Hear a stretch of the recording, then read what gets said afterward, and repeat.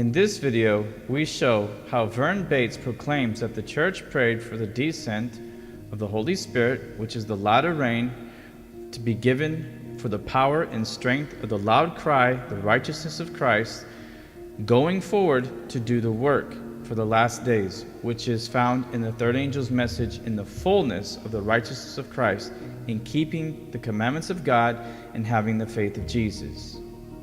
And he claims that the Holy Spirit never came because if you remember in the previous videos, he said that the message of the third angel's message was not pure enough for the descent of the Holy Spirit, putting down the work of God and flat out lying.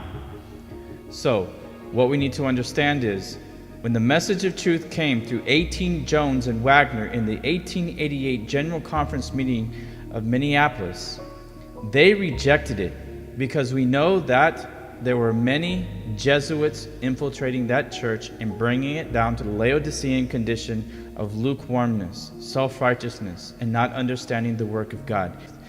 The truth is that the Holy Spirit did come down, and they went forth after receiving the latter rain, proclaiming the message of truth in the third angel's message, and going in the spirit of Elijah and conquering through the latter rain power and might.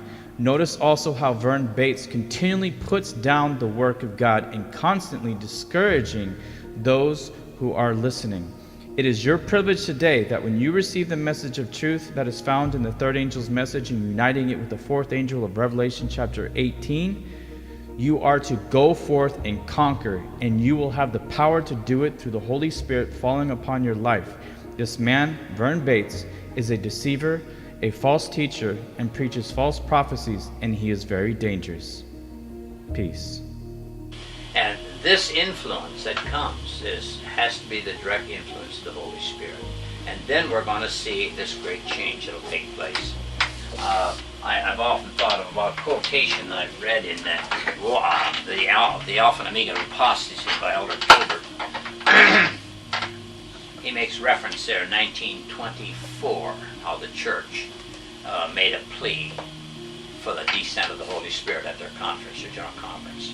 But of course it never happened. It never happened.